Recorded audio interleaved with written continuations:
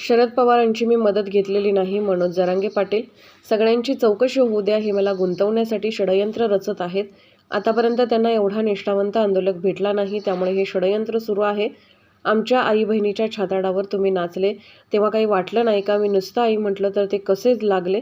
मराठ्यांनो, आई बहिणीचे रक्षण करा, जातीसाठी उभे राहा. मी मरायला घाबरत नाही. मराठ्यांना ओबीसीमधून आरक्षण देणारच. फक्त मुलगा म्हणून माझ्यासाठी मागे उभी राहा. समाजासाठी मरण येणं यासाठी लय भाग्य लागतं.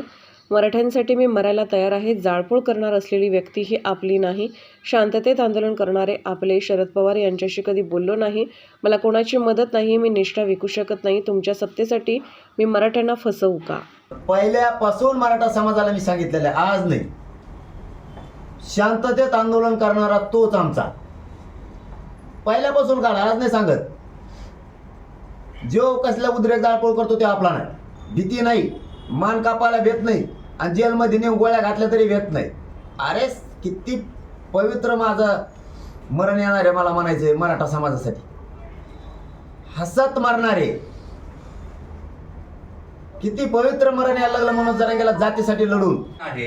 हे देखील तपासा असं असेल. तपासू दे ना. मी काय म्हणलो, देवेंद्र फडणवीस साहेब हे करणार, हे करणार.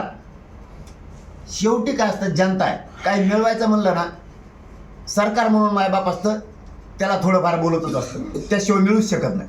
आणि त्याला करा. आता तुम्ही चौकशात करायचं म्हणल्यावर काय चलून द्या. तुम्ही मला मध्ये टाकणार आहेत, मला माहिती आहे. देवेंद्र फडणवीस साहेबाला खपत नाहीये. त्यांची बंदूक सांगती मराठ्यांविषयी किती खुनशीपणा आहे, किती जातीवादी भरल्याला त्यांच्या नजरेत. मराठ्यांनी हे आता सावध होऊन वळखा, सावध होऊन वळखा. मी नाही हलत. मराठ्यां बांधवांना, या पत्रकार बांधवाच्या माध्यमातून सांगतो, हे माझ्यावर षडयंत्र असणार आहेत. मी त्याविषयी सांगितलं, हे काही करून गुंतविणार आहेत. गुंतू द्या. मी जेल भोगायला तयार आहे मराठ्यांसाठी. मी हटत नाही. फक्त मायबाप म्हणून ताईट माझ्या पाठीशी उभा राहा. तुमच्या लेकराला मोठं केल्याशिवाय मनोज जरांगे हटत नाही. तुमचं लेकरू आहे. माझं कुटुंब, परिवार, मायबाप तुम्ही आहेत. मी माझं कुटुंब सुद्धा बाजून सारलेलं आहे समाजासाठी. तुम्ही फक्त हटू नका. एकजूट कायम ठेवा.